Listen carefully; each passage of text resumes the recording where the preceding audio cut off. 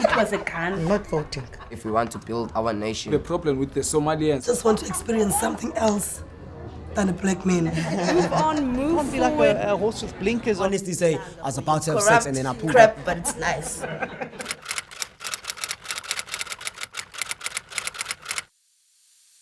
My full name is Thembela Dick, but I like to be called Tara. I am a filmmaker, photographer, slash in media. I'm Lomka. I'm from Soweto. I'm unemployed, but trying to get a job. I enjoy reading. I love art. And yeah, that's just about me. I'm Karabo. I'm Johannesburg. I'm working. I'm in IT. My name is Sam Kabinde. I'm an MD at Accounting Services. So there's a lot of, I'm going to call them theories, right, as to why the looting started and why, how things started about specifically in KZN as well as Gauteng, right? Yes, sure, the whole thing with the former president being arrested may have been the catalyst, but I think it was coming from a place of people are now, like, I almost use this Zulu. They're tired, like they can't even mask how tired they are of how government hasn't been delivering on their promises, right? If you look at the stats that they keep reporting, not only COVID, not only unemployment, not only the poverty levels that are in the country at the moment. So with things being triggered by the arrest of Jacob Zuma, things just went south. Everyone was now standing for themselves, if you can put it like that. Like every man had to defend for their own household. Hence how people started out looting and justifying looting to say, no, but there's nothing on the table. No, but I need this and that. That's the story that I've been seeing the most on the timelines as regards to how everything started. For me, like Sam said, man, the country, I would look at it like it has been a ticker bomb. It's been a bomb ready to just explode. And yeah, the president being arrested may have been a catalyst, like Sam said. And if come on, bruh. For me, a lot of people that have been speaking, especially like on the grassroots level, it's more like, hey, what has ANC done for us? So it's people that had a hope in a system that probably maybe as time goes on, there'll be liberation, and maybe access to jobs, education, people haven't seen any change. So for some people, we cannot see the effect because, we've got the privilege of having jobs. But then, as they say, privilege is invisible for a person who has it. So think about the person who hasn't been working from last year, April. You have close to about 5 people that you have to feed.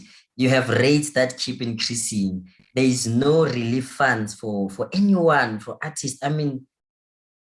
If you do have an opportunity to get free bread, wouldn't you just take it? I know it's crime and I know what I'm saying sounds very bad, but then if you're to put yourself in the shoes of a person who has about 5 kids to feed, would you not take a chance and take that loaf of bread? I liked what you just said because you're looking at things in two perspectives. Because now people are hungry and people that are working, they're saying, no, people are stealing and all of that, but they don't think of what they're going through. Because it's tough. It's really tough in the townships. I can only imagine the villages while it's tough in the township. So I don't really blame them. I'm not saying it's right, but yeah, it's really tough out here. It's very tough. I literally agree and disagree with what you guys are saying. Because remember, as much as we are hungry, some of our parents are working there in those places we're trying to vandalize to get food. By doing that, it means like they won't have the jobs anymore and they won't be able to feed their kids too. It's a situation whereby you caught yourself in between, right and wrong, because I feel like people, they're really hungry. There's no job, literally, not because of 2020, the lockdown thing. Before the lockdown, people were hungry. People were not working. You know, the government, people will be shouting, but the government seems like he's not listening, you know. So this thing that is happening there, the looting in South Africa, it was something that was about to happen, whether in few years to come, you know, but South Africa is like literally a ticking bomb. If you were to ask me, how do I feel? I don't have any hope. Somebody was asking me, would it be better for the president to change? And my question was, and replace him with who? I'm so young in the country in terms of, if I were to compare myself with the people in the government, I'm a child and I'm feeling so hopeless, not to even think of a president. My guy, the conversation that we are having right now to a person on a grassroots level is irrelevant. That's for me. And that's not to say I am supporting the looting. I am saying every cause has an effect and every effect has a cause. So just to close my whatever. Right now we are having a conversation. Do you know what you know what's nice about this conversation? It's a group of young people that are having a progressive conversation. Yes, we may not come up with solutions, but the manner in which we are conversating, I promise you, if they were to give us maybe a job as the youth in whatever that's happening currently, in a week, people in this Zoom meeting can come up with solutions. Have you listened to what happens in the parliament? Comrade Lumka, withdraw your statement. We are talking about those are the people that are governing us. What do you expect? Would it have made more sense, right, if the looting was happening at government-owned premises or government-owned shops and stuff, right? Because now what happened is that people just went crazy. Whatever shop you see that's in front of you, look, that was the initiative. I don't know if that was the assignment, but that's actually what happened. We looted. I'm not saying I was part of, but I'm just saying, now that we've done the looting, what is it that we wanted government to do? What is it that we expected government to react by doing now that it's done? They hear that we're angry. They know that we're unemployed and hungry and all of these social issues. What now? Of course, we do know government never done anything. It's been 21 years, bro. If you think that there's something that government did for you, please let me know or show me. You know, I, as an individual, I do not know anything of coming from the government. You know, we all the same people in the ground. You know, we make sure and hustle. Others, they stand on the like literally on the street and try to hustle. Others, they literally, you know, dance in front of cars in the roads because they're trying to get something. We had a choice of not going to go and loot because we haven't been looting. This is not the first thing we've been hungry. Me, not as a working person, my issue is the amount of money I am paying for tax. Do you have any idea how much I'm making? I've been looted, legally speaking. So for me to be so comfortable in understanding why another person is looting and why I will probably loot, I have been looted for over 5 years of my life. I am only realizing now that we are using the terms. The only way they listen is when people strike. Because I can make a simple example. When there's no electricity, people strike, they throw stones and buses or whatever, and then the electricity comes back. So that's why I'm saying the strikes will never stop. They'll never stop because we feel like that's the only way things get fixed in a way, even though sometimes they never get fixed, but yeah.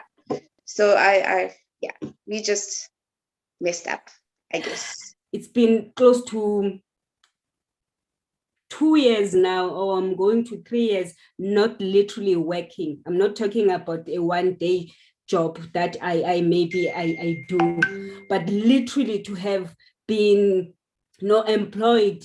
I haven't been working. In fact, it's been rough, trust me. But I didn't go to looting. You know, I knew I had hopes. I wanted to, trust me. I wanted to, but I didn't, because of what I've said before. We have two see this thing in different ways, and it's the same thing.